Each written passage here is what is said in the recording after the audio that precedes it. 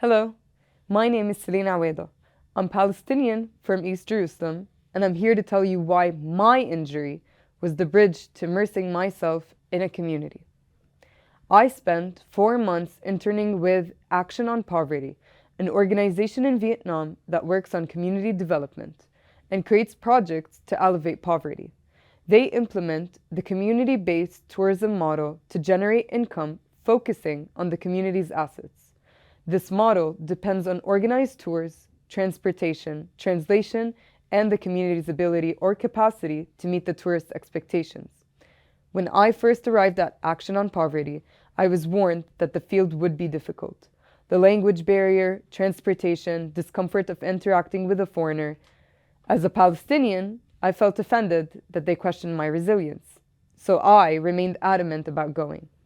After a grueling 5-hour journey with poor road infrastructure, we reached one of the most remote parts of northern Vietnam, the Son La district. This community was marginalized and overlooked due to its small population, difficult access, and distance. Action on Poverty recognized the potential of implementing the community-based tourism model there, so they built a homestay for the community chief and worked with the local government to advocate for accessibility, paving the way to connect locals with tourists. They took inventory of local talents that could be leveraged to generate incomes from tourism, such as hospitality, homemade cooked meals, and hiking trails. By marketing these services, we started to attract tourists. When I first arrived at the community homestay, I could have landed from outer space. I was the first foreigner they had ever encountered. We could not communicate except for the occasional translation by my colleague. I felt alone, not knowing anyone, and entirely out of my comfort zone. I felt discouraged and wondered whether to leave community work for the locals. But the next day, a 180-degree shift happened. We were hiking with the community, observing the different products they were working on. And then, bam! I overlooked a piece of metal on the ground and injured my foot. Ouch.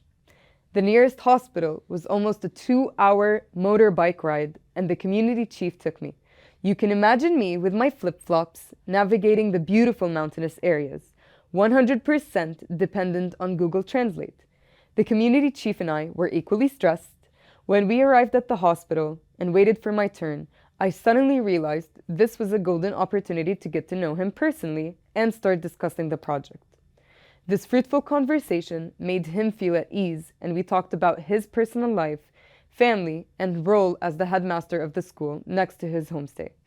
He told me the success of this project will enable us to reinvest in the school and community development. By the time I got my medical care, the head of the community and I had built a relationship of trust and understanding, and this conversation helped me draft a report for Action on Poverty and let us connect more deeply in alignment with the community's actual needs. My conclusion? The community wants you to earn their respect and trust, and immersing yourself in the community's culture helps on a personal level and elevates your skills in project development. Take it from me. Allow yourself to expand beyond your comfort zone. Resilience is the only way to reach that growth, and always go beyond your limits. You never know how it can advance you in various ways. You certainly do not need to injure yourself to get there. Wear better shoes and always watch where you step. Keep an open mind and keep your translation apps on standby. Thank you.